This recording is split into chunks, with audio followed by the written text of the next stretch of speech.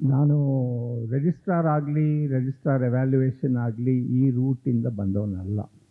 ನಾನು ನೇರವಾಗಿ academic background ಇಟ್ಕೊಂಡು ಅಕಾಡೆಮಿಕ್ ಆದ ಕೆಲವು ಹುದ್ದೆಗಳಲ್ಲಿ ನಾನು ಚೇರ್ಮನ್ ಆಗಿದ್ದೆ, ಕಮಿಟಿಗಳ ಚೇರ್ಮನ್ ಆಗಿದ್ದೆ, ಇದೆಲ್ಲ ಆಗಿದೆ. ಆದರೂ ಇದೊಂದು ದೊಡ್ಡ ಸಂಸ್ಥೆನ ನಡೆಸೋ ಒಂದು ಜವಾಬ್ದಾರಿ ನನ್ನ ಮೇಲೆ ಬಂದಿರೋದು ಮೊದಲನೇ ಸಾರಿ. ಸೊ ಇದನ್ನು ನಡೆಸುವಾಗ ನನಗೆ ಕೆಲವು ಅನುಮಾನಗಳಿರುತ್ತೆ. ನಾನು ಮಾಡಿದ್ದೆಲ್ಲ ಸರಿಯಾಗೇ ಮಾಡ್ತಾಯಿದ್ದೀನಿ ಅಂತ ನಾನು ಅಂದ್ಕೊಂಡಿರ್ತೀನಿ.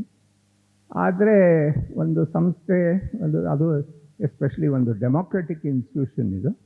ಆ ಡೆಮೋಕ್ರೆಟಿಕ್ ಇನ್ಸ್ಟಿಟ್ಯೂಷನ್ನಲ್ಲಿ ಒಬ್ಬೊಬ್ರದ್ದು ಒಂದು ಅಭಿಪ್ರಾಯ ಇರುತ್ತೆ.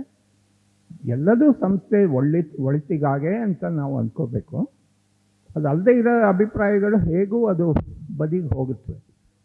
ಅವು ಮುನ್ನೆಲೆಗೆ ಬರದೇ ಇರೋಂಗೆ ನಾವು ನೋಡ್ಕೋಬೇಕು. ಬಟ್ ಇಲ್ಲದೇ ಇದ್ದರೆ ಒಪಿನಿಯನ್ಸ್ ಕ್ಯಾನ್ ಡಿಫರ್.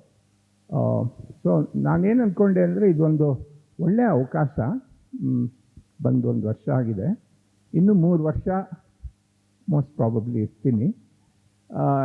ಹಾಗಿರುವಾಗ ಇನ್ನೇನಾಗಬೇಕು, ಏನು ಆಗ್ಬೋದಿತ್ತು ಈ ವರ್ಷದಲ್ಲಿ, ಅದನ್ನು ಮುಂದೆ ಆದರೂ ಏನು ಮಾಡ್ಬೋದು, ಈ ಥರ ನನಗೆ ನಿಮ್ಮಿಂದ ಸಲಹೆಗಳು ಬೇಕು.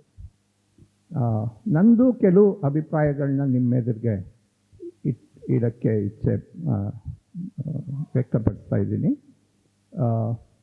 ಆಮೇಲೆ ಎರಡನೇದು, ನಂಗೊಂದು ಸ್ವಲ್ಪ ನಾನು ಬಂದ ಹೊಸದ್ರಿಂದ ನಾನು ಇದನ್ನು ಹೇಳ್ತಾ ಬಂದಿದ್ದೀನಿ.